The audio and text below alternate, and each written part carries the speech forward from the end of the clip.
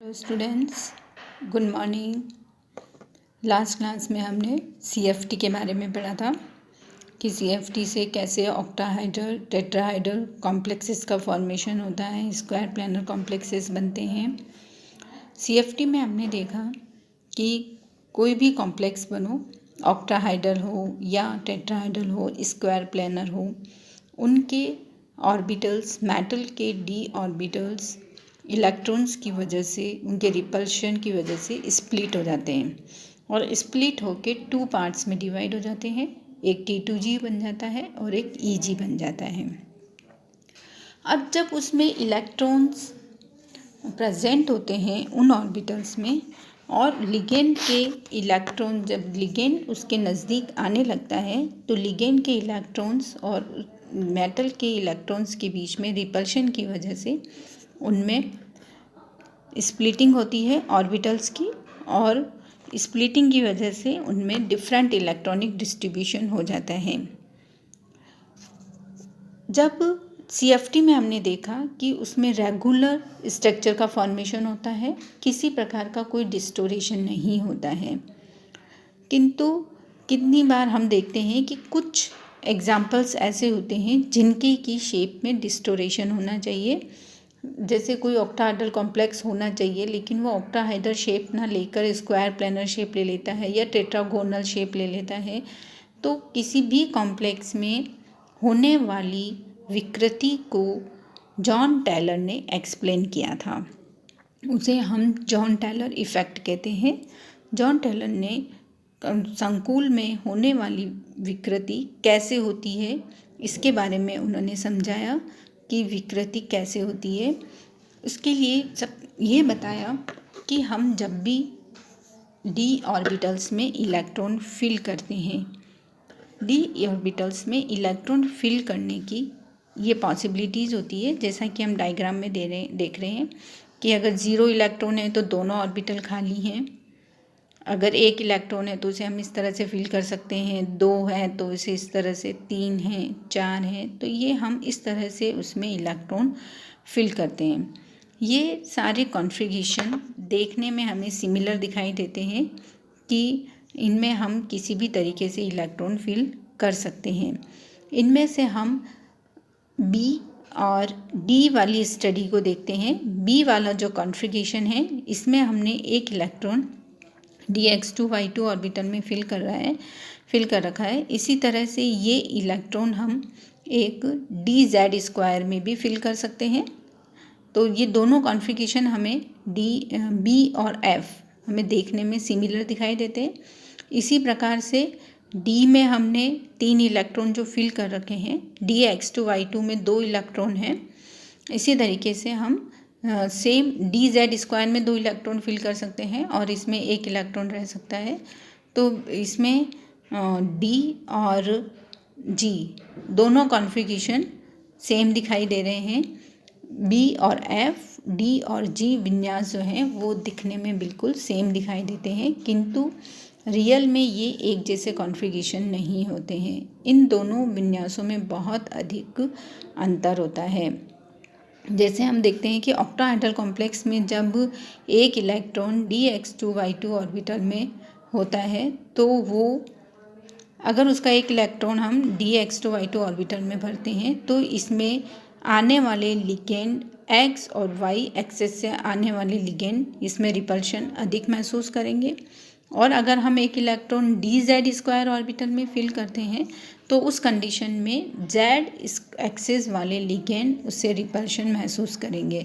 इसका मतलब इसमें दोनों कॉन्फ़िगरेशन जो है वो डिफरेंट है। जब मेरी दोनों हमें दिखाई देने वाले पोजीशन सेम नहीं है, क्योंकि dx2y2 में 4 लिगेंड रिपेल हो रहे हैं और dz स्क्वायर ऑर्बिटल में फिल करने पर 2 लिगेंड रिपेल हो रहे हैं। रिपल्शन इसीलिए होता है क्योंकि EG ऑर्बिटल्स में लिगेंड एक्सेस के थ्रू आते हैं, और या जब एक्सेस पे इलेक्ट्रॉन, मेटल के इलेक्ट्रॉन प्रेजेंट होते हैं तो वो लिगेंड के इलेक्ट्रॉन को रिपेल ज़्यादा करते हैं, इसीलिए यहाँ पर रिपल्शन EG ऑर्बिटल में ज़्यादा होता है। अब इन दोनों कॉन्फ़िगरेशन में देखने पर सेम यही कंडीशन G और D कॉन्फ़िगरेशन में है। डी में हमने 3 इलेक्ट्रॉन फिल कर रखे हैं, जिसमें 2 इलेक्ट्रॉन dx2y2 में जब हम एक बार फिल करते हैं तो उस कंडीशन में x और y एक्सेस के लिगेंड ज़्यादा रिपल्शन महसूस करेंगे। और इसी तरह से अगर हम z में 2 इलेक्ट्रॉन फिल करते हैं तो z एक्सेस वाले लिगेंड ज़्यादा रिपल्शन महसूस करेंगे। तो इन दोनों कॉन्फ़िगरेशन में डिफरेंस होता है। अगर हमारा इलेक्ट्रॉन x2y2 ऑर्बिटल में होता है तो उसमें x और y एक्सेस पर रिपल्शन के कारण वो लिगेंड दूर चले जाएंगे और वो बॉन्ड 4 बॉन्ड इसमें लंबे हो जाएंगे और 2 बॉन्ड इसमें छोटे हो जाएंगे। और अगर इलेक्ट्रॉन dz वाले में फिल करते हैं तो उसमें dz एक्सेस वाले लिगेंड दूर चले जाएंगे रिपल्शन के कारण, और x और y एक्सेस इसमें छोटी रह जाएगी। तो ये इसमें 2 टाइप के इसमें बॉन्ड बनेंगे। एक में 4 बॉन्ड छोटे होंगे और 2 बॉन्ड बड़े होंगे। उसे हम फ्लैटन्ड जॉन टेलर डिस्टोरेशन कहते हैं। उसे हम फ्लैटन्ड जॉन टेलर डिस्टोरेशन कहते हैं। जैसा कि हम इसमें सेकंड वाले डायग्राम में देख रहे हैं, इसमें 4 बॉन्ड लंबे हैं और 2 बॉन्ड छोटे हैं।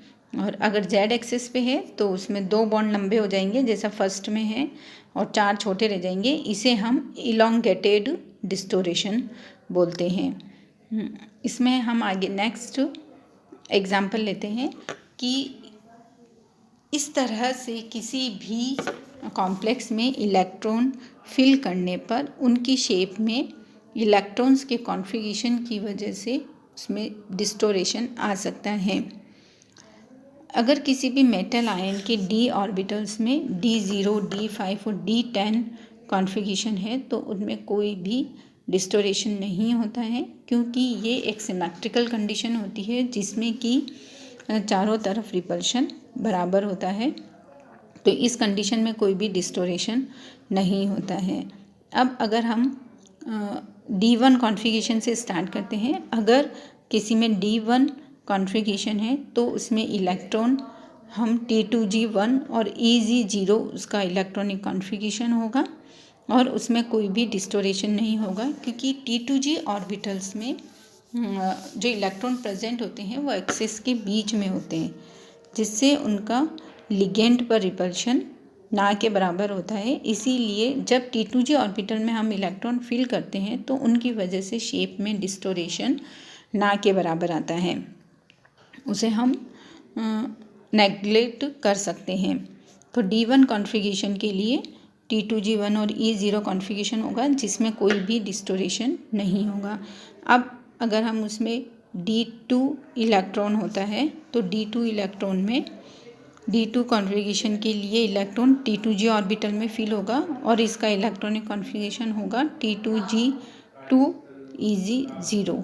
उस कंडीशन में भी कॉम्प्लेक्स में कोई भी डिस्टोरेशन नहीं होगा। D3 कॉन्फ़िगरेशन के लिए भी सेम T2G3 और EG0 होगा, जिसमें भी कॉम्प्लेक्स में कोई भी डिस्टोरेशन नहीं होगा। अब हम D4 कॉन्फ़िगरेशन की बात करते हैं। D4 कॉन्फ़िगरेशन में ऑक्टाहाइड्रल कॉम्प्लेक्स के लिए हम 3 इलेक्ट्रॉन ऑलवेज T2G ऑर्बिटल में फिल होंगे, लेकिन 4th इलेक्ट्रॉन के लिए यहाँ पर 2 पॉसिबिलिटी होती है। या तो 4th इलेक्ट्रॉन अगर स्ट्रॉन्ग लिगेंड है तो उसमें पैरिंग होगी, तो 4th इलेक्ट्रॉन T2G ऑर्बिटल में फिल होगा, और अगर वीक लिगेंड है तो उसमें इलेक्ट्रॉन EG ऑर्बिटल में जाएगा।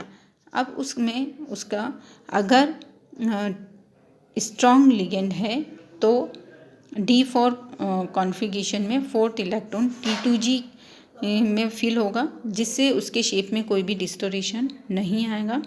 लेकिन अगर वीक फिल्ड है तो उसमें 4th इलेक्ट्रॉन EG ऑर्बिटल में जाएगा, जो कि उसकी शेप को डिस्टोरेटेड कर देगा। नेक्स्ट हम इसमें D5 कॉन्फ़िगरेशन के लिए देखते हैं। D5 कॉन्फ़िगरेशन के लिए अगर स्ट्रॉन्ग लिगेंड है तो 5th इलेक्ट्रॉन T2G ऑर्बिटल में फिल होगा, जिससे उसके शेप में कोई भी डिस्टोरेशन नहीं आएगा। और अगर वीक फील्ड है तो 5th इलेक्ट्रॉन EG ऑर्बिटल में जाएगा, जिससे उसमें ईजी ऑर्बिटल में भी जाएगा तो भी उसका शेप सिमेट्रिक हो जाएगा और उसमें कोई भी डिस्टोरेशन नहीं आएगा। D6 कॉन्फ़िगरेशन के लिए 6th इलेक्ट्रॉन अगर स्ट्रॉन्ग फील्ड है और अगर वीक फील्ड है, दोनों ही कंडीशन में इलेक्ट्रॉन T2g ऑर्बिटल में फिल होगा। तो D6 कॉन्फ़िगरेशन की वजह से भी इसमें शेप में कोई भी डिस्टोरेशन नहीं आएगा। फिर हम D7 कॉन्फ़िगरेशन की बात करते हैं। D7 में अगर स्ट्रॉन्ग लिगेंड है तो उसमें इलेक्ट्रॉन जो है वो ऊपर जाएगा। 7th इलेक्ट्रॉन जो है वो ईजी ऑर्बिटल में फिल होगा और अगर वीक लिगेंड है तो उसमें इलेक्ट्रॉन नीचे फिल होगा T2g ऑर्बिटल में। तो D7 में वीक फील्ड D7 के कारण कोई भी डिस्टोरेशन नहीं आएगा। फिर हम D8 की बात करते हैं। तो D8 कॉन्फ़िगरेशन में भी इलेक्ट्रॉन जो होगा वो अगर स्ट्रॉन्ग फील्ड है तो ईजी ऑर्बिटल में फिल होगा, जो कि सिमेट्रिकल कंडीशन क्रिएट कर देगा। और अगर वीक फील्ड है तो उसमें स्ट्रॉन्ग फील्ड है तो भी उसमें ऊपर ही इलेक्ट्रॉन फील्ड होगा। तो D8 की वजह से उसमें कोई भी डिस्टोरेशन नहीं आएगा। अगेन D9 कॉन्फ़िगरेशन के लिए बात करते हैं। तो D9 कॉन्फ़िगरेशन के लिए 9th इलेक्ट्रॉन जो है वो ईजी ऑर्बिटल में फिल होगा, लेकिन उस कंडीशन में ईजी ऑर्बिटल में अनसिमेट्रिकल कंडीशन आ जाएगी। एक ऑर्बिटल में 2 इलेक्ट्रॉन आ जाएंगे और एक में 1 इलेक्ट्रॉन आएगा, जो कि उसमें डिस्टोरेशन क्रिएट करेगा। और D10 कॉन्फ़िगरेशन में उसमें सिमेट्रिकल कंडीशन आने के कारण उसमें कोई भी डिस्टोरेशन नहीं आएगा।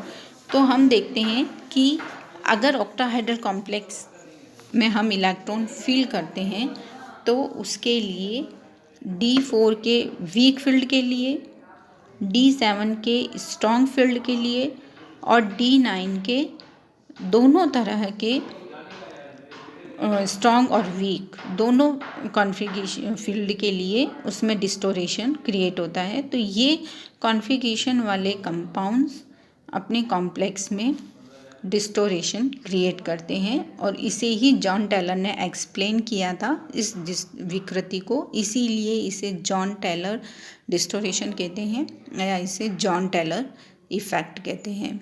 अब इसके आगे हम नेक्स्ट क्लास में देखेंगे।